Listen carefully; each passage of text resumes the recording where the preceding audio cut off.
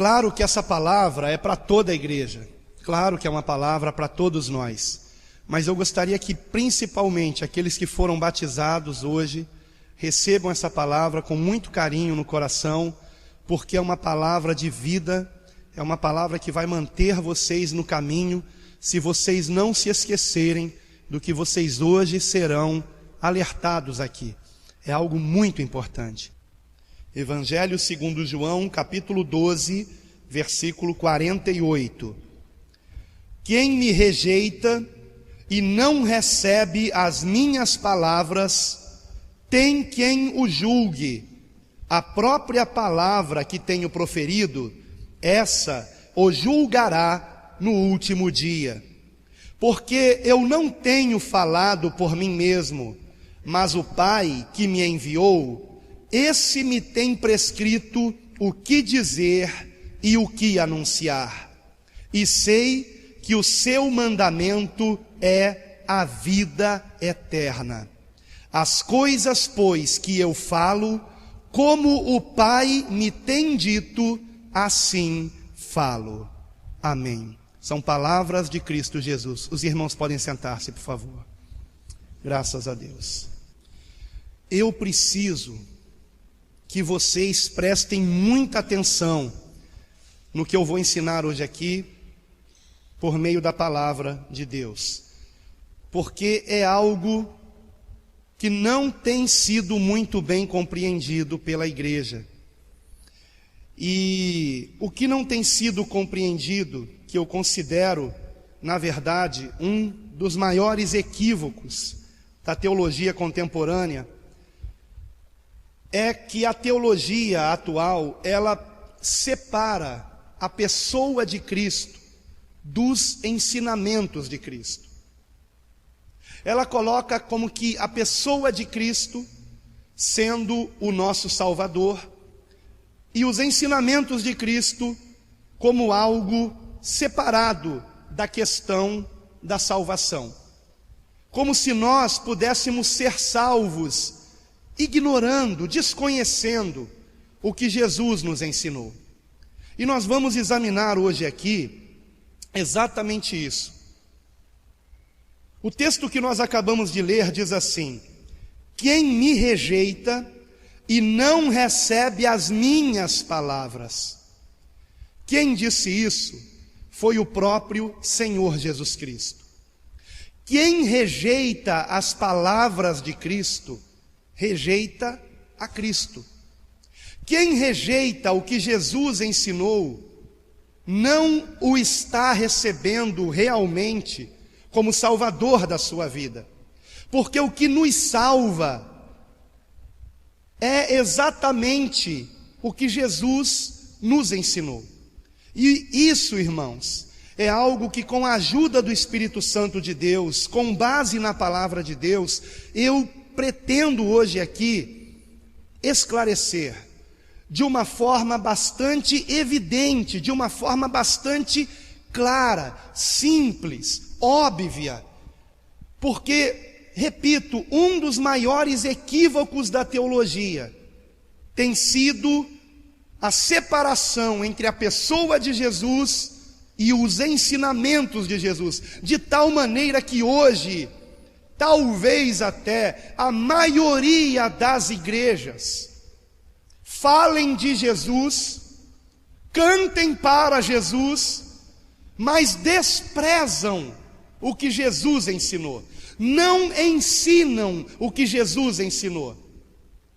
Ensinam sobre Moisés, sobre Elias, qualquer um dos personagens do Antigo Testamento, sobre Davi, está na moda pregar sobre Davi, e desprezam os evangelhos, desprezam os ensinamentos de Cristo, sendo Ele, Jesus, a própria palavra de Deus que se fez carne. Aquilo que estava mal compreendido, Jesus vem e nos esclarece de uma forma cristalina, de maneira que é por isso que todas as vezes que eu tenho oportunidade de pregar aqui, eu prego sempre o que Jesus ensinou. Até mesmo quando eu uso algum texto do Antigo Testamento, rapidamente eu esclareço o que é que esse texto tem a ver com o que Jesus ensinou.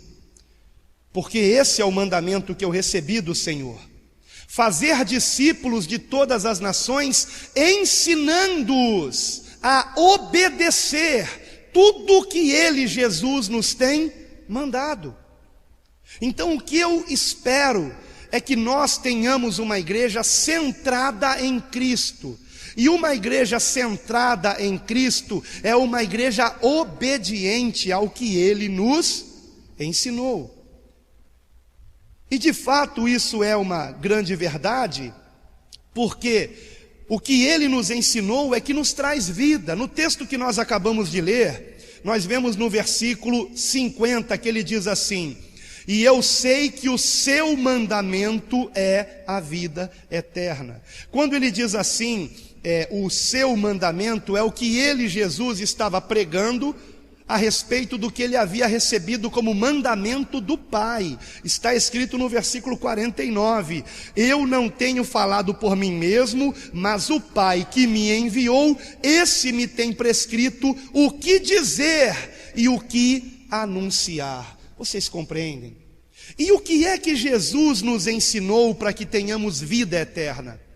A palavra vida eterna significa também vida plena, vida abundante, que hoje algumas pessoas confundem com vida rica em bens materiais, e não é isso que o texto está dizendo. Há pessoas ricas fisicamente, materialmente, e pobres espiritualmente.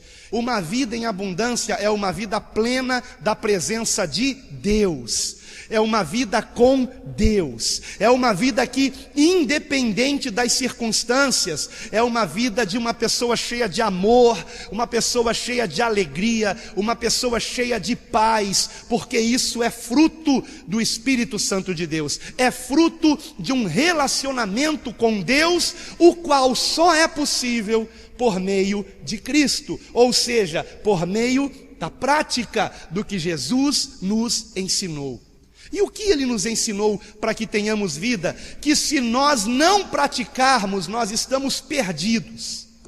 Em primeiro lugar, o arrependimento de pecados. O arrependimento de pecados é um dos principais ensinamentos de Cristo, e na verdade foi o primeiro ensinamento de Cristo. Sem arrependimento de pecados não há salvação. Não adianta nada alguém dizer eu aceito Jesus e rejeitar este mandamento, esta ordem de Jesus, que nos diz que nós temos que nos arrepender de nossos pecados. Sem arrependimento de pecados não há salvação.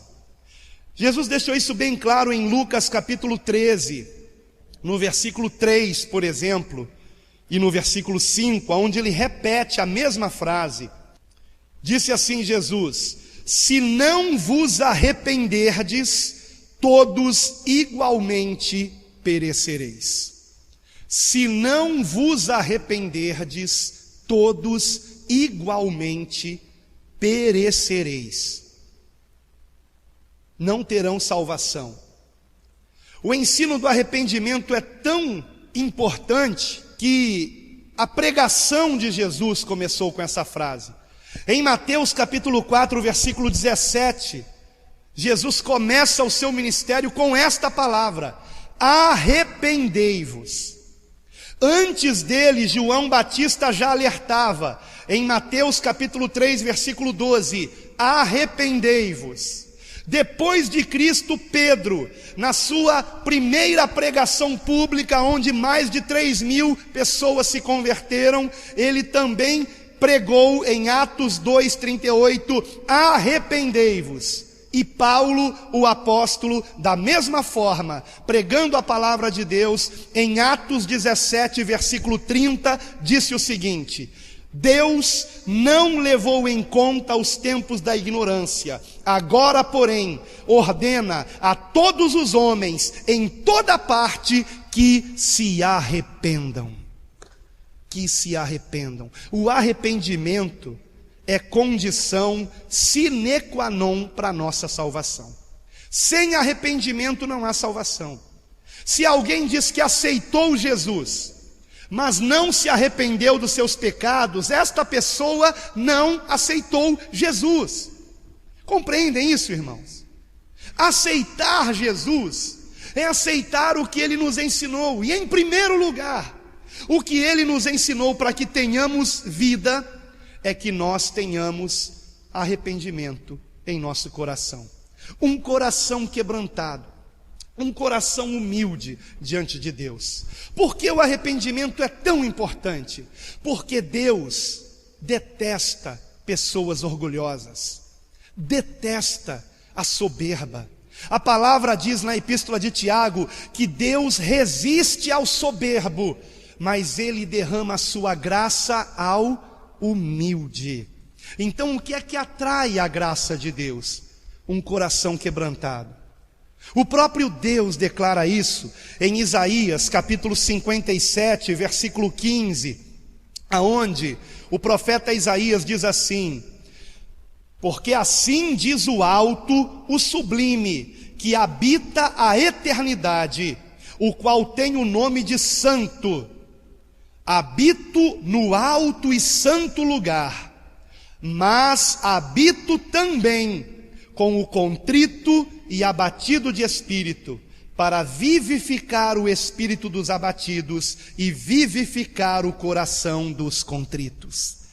O arrependimento nos chama a um quebrantamento de coração.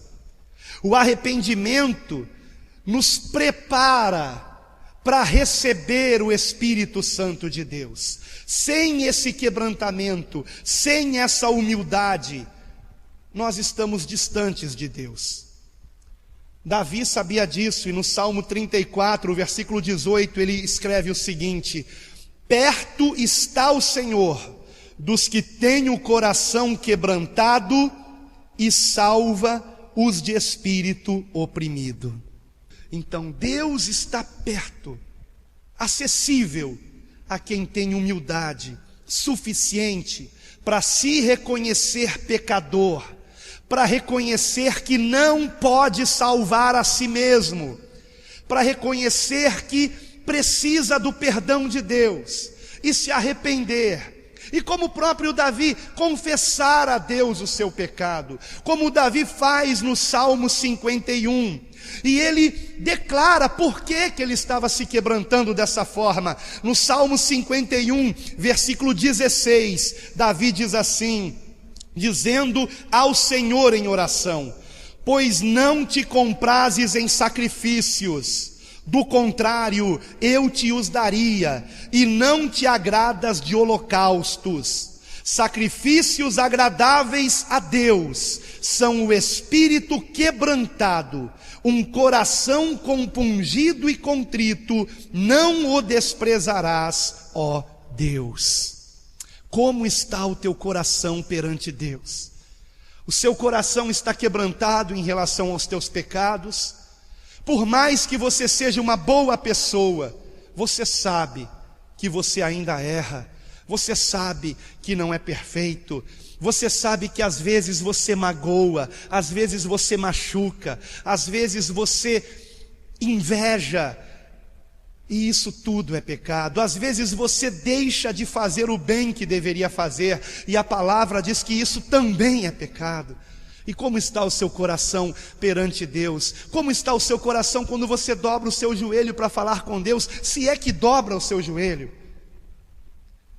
Jesus ele conta uma parábola de dois homens que entraram no templo para orar.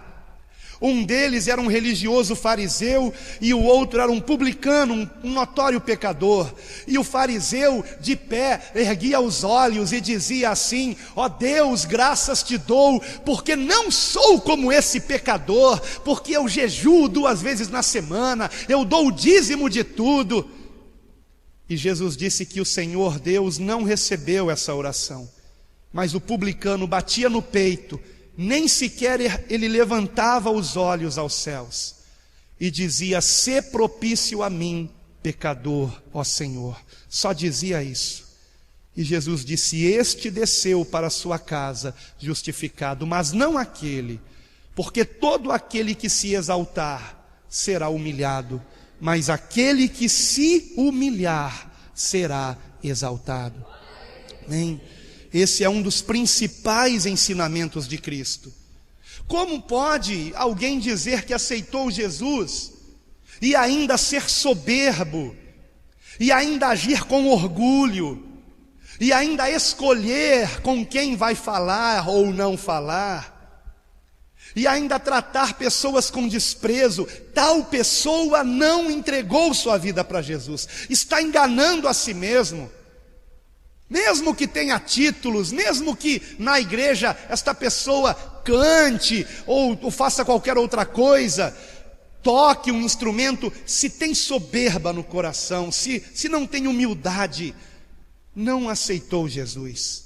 Jesus disse: aprendei de mim, que sou manso e humilde de coração. Amém? Isso é aceitar Jesus. O que mais é aceitar Jesus?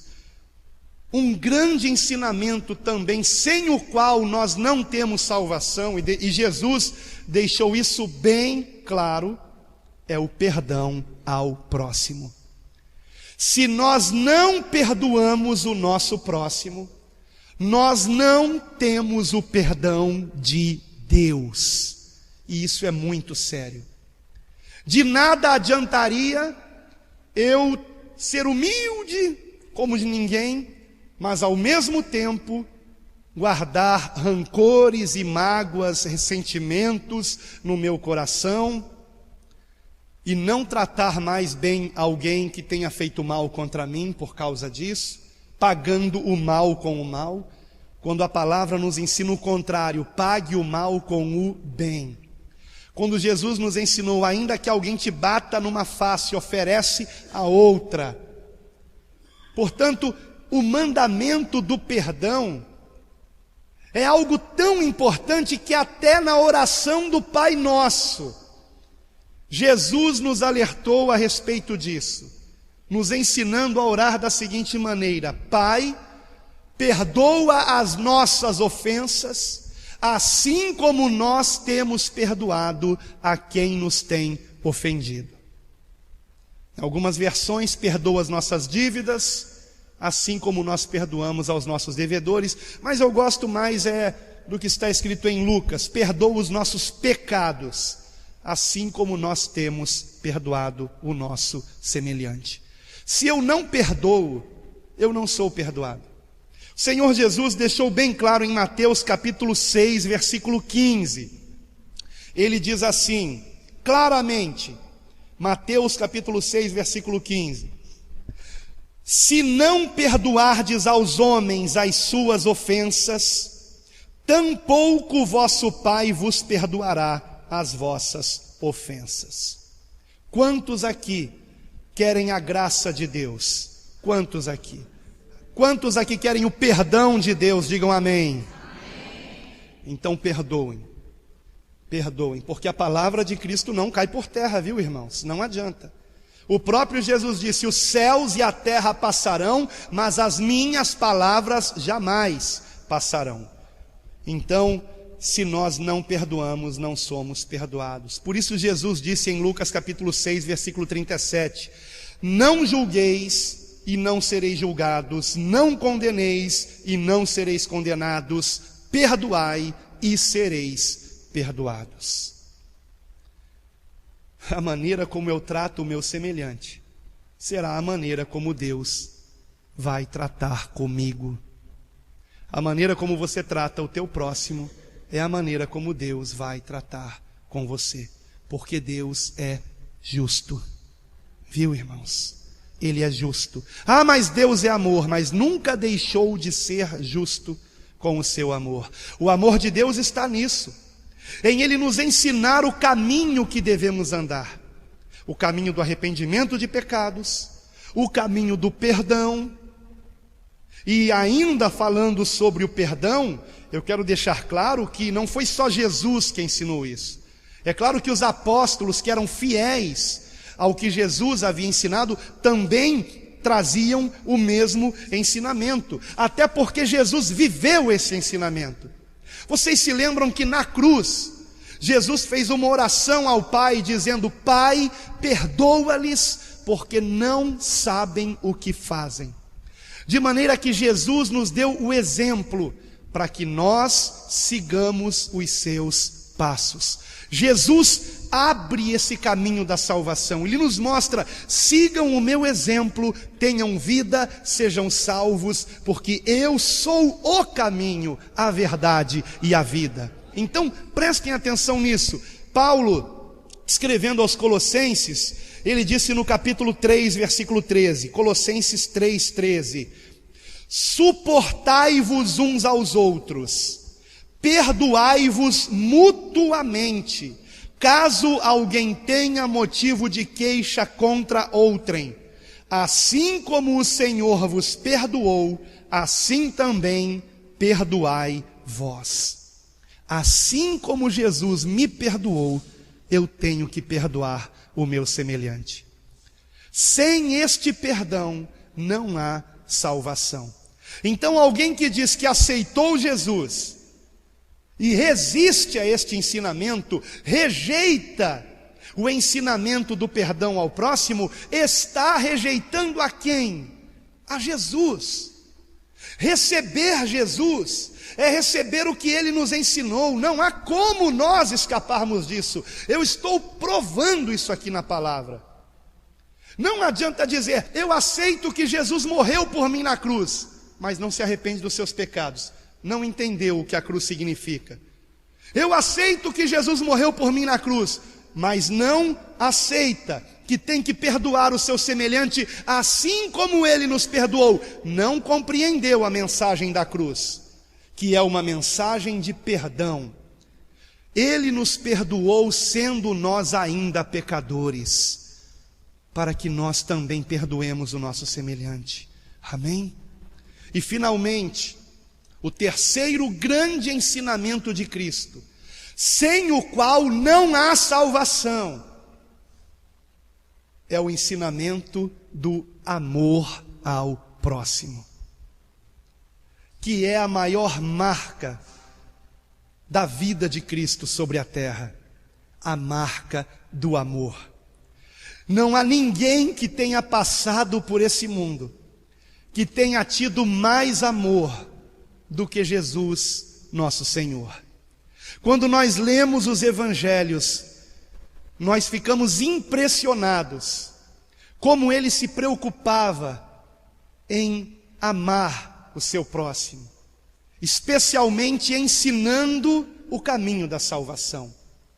E de fato, queridos, o próprio Jesus declarou que a marca maior daqueles que o seguem é o amor ao próximo. Jesus disse em João capítulo 13, versículo 35, creio que é um versículo que vocês devem ter marcado já na Bíblia de vocês. João 13, 35: nisto conhecerão todos que sois meus discípulos, se tiverdes amor uns aos outros. Esta é a marca de um verdadeiro discípulo de Cristo. Um verdadeiro discípulo de Cristo é alguém que se aperfeiçoa no amor. Que tipo de amor? Ora, o verdadeiro amor, o amor que vem de Deus, não o amor carnal, não o amor que se ilude por aquilo que se vê, não o amor que só ama o que é bonito aos olhos, não o amor que só ama quando tem algo em troca, mas aquele amor que é descrito na epístola de Paulo aos Coríntios, no capítulo 13, na primeira epístola de Paulo aos Coríntios. Ali está a descrição deste amor que nós temos que ter. Um amor que sofre, um amor que suporta, um amor que não busca seus interesses. Esse é o amor que Deus espera que nós tenhamos. Um amor incondicional, queridos. Um amor que não escolhe a quem amar, um amor que se espelha em Deus, que ama a todos nós, independente do que façamos, Ele ainda nos ama. o que não significa que estamos salvos por isso. Eu quero que vocês lembrem que quando Jesus teve um encontro com certo homem que queria segui-lo, e Jesus disse a ele: uma coisa apenas te falta, vende os teus bens, dá aos pobres, depois vem e segue-me. Aquele homem virou as costas para Jesus, e Jesus disse: dificilmente um rico entrará no reino dos céus. É mais fácil um camelo passar pelo buraco de uma agulha do que um rico se salvar. Mas eu quero lembrar para vocês que Jesus, quando viu aquele homem, que alguns dizem que era um jovem, ele amou aquele homem. E Jesus o amou. Se não me falha a memória, esse detalhe está escrito apenas no Evangelho de Marcos. Jesus olha para ele e o amou, e no entanto, aquele homem se perdeu. Foi justamente porque Jesus o amou que Jesus disse a verdade para ele: o teu Deus é o teu dinheiro. Você precisa se livrar disso, porque isso escraviza você. Estão compreendendo, irmãos? O Senhor nos ama, Ele ama todos nós, Ele ama o mais vil pecador, e porque Ele nos ama, Ele nos dá a oportunidade de arrependimento de pecados, Ele nos dá a oportunidade de conserto. Ele passou cerca de 3 anos nesse mundo, nos ensinando esse caminho de salvação, o caminho do arrependimento de pecados, o caminho do perdão, mas sobretudo o caminho do amor. O caminho do amor. Esse é o vínculo da perfeição. Se nós realmente enchemos o nosso coração de amor, nós vamos nos arrepender dos nossos pecados. Nós vamos nos arrepender de fazer o mal ao próximo. Nós vamos nos arrepender até de fazer mal a nós mesmos, porque compreendemos que Jesus morreu por nós. Vocês compreendem? O amor é o vínculo da perfeição, é o caminho sobremodo excelente. De maneira que João, na sua primeira epístola, no capítulo 4, versículo 20 e 21, diz assim: se alguém disser, amo a Deus, mas odiar a seu irmão, esse é mentiroso. Pois aquele que não ama a seu irmão a quem vê, não pode amar a Deus a quem não vê. Ora, temos da parte dele, de Jesus, este mandamento, que aquele que ama a Deus, ame também a seu irmão. Como isso é forte! Aquele que diz que ama a Deus, mas odeia seu irmão, não ama seu irmão, é mentiroso. Porque se não ama ao irmão a quem vê, como poderá amar a Deus a quem não vê? O amor é um mandamento crucial para a salvação. Sem amor não há salvação. Aliás, no amor está a salvação. Em 1 João capítulo 4, versículo 16, está escrito assim: Deus é amor.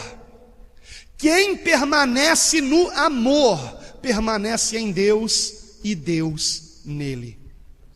Se eu saio do caminho do amor, eu me afasto de quem? De Deus. Deus é amor. Quanto mais eu me encho de amor, mais eu me encho de Deus. Isso é aceitar Jesus. E hoje eu fico vendo pela TV, pela internet, pessoas que dizem que são de Jesus, que têm até títulos, alguns de pastor, outros de bispo, outros o arrogante título de apóstolo, e dizem que são de Jesus e falam de pecadores com ódio, falam das pessoas promíscuas com raiva, quase que incitando os evangélicos à violência. O que é isso? Como pode alguém dizer que aceitou Jesus e não ama o seu semelhante? Isso não é possível. Se nós amamos Jesus, nós amamos o nosso semelhante, porque compreendemos que Jesus deu a sua vida por nós, por todos, por todos. E de fato, Jesus nos deu esse mandamento que João diz na sua primeira epístola. Jesus disse: o meu mandamento é este, que vos ameis uns aos outros, assim como eu vos amei. João capítulo 15, versículo 12. Aliás, é o versículo que nós temos na placa da nossa igreja, em letras maiores do que as letras do nome desta igreja. Amai-vos uns aos outros, assim como eu vos amei. Nisso está a nossa salvação, irmãos. Aceitar Jesus é aceitar o que Ele nos ensinou. Quem rejeita o mandamento do amor, rejeita o próprio Jesus, que deu a sua vida por nós, que se entregou por nós por única e exclusivamente amor. Amor. E eu encerro essa palavra com um versículo esclarecedor, que se encontra em João, capítulo 3, versículo 36. Em muitas versões, uma palavra-chave nesse versículo não é traduzida corretamente. Essa palavra é o verbo grego apeiteo, que significa desobedecer. Por exemplo, João 3,36, na minha versão que eu uso aqui, a Almeida Revista Atualizada, diz assim: quem crê no Filho tem a vida eterna. O que todavia se mantém rebelde contra o Filho não verá a vida, mas sobre ele permanece a ira de Deus. Toda esta frase aqui, se mantém rebelde, eu não sei por que traduziram assim, mas no original grego, pesquisem e vocês vão descobrir isso. Se alguém tiver o grego interlinear, pesquise, e você vai ver que abaixo de toda esta frase, se mantém rebelde, a palavra grega é apeiteo, que significa desobedecer.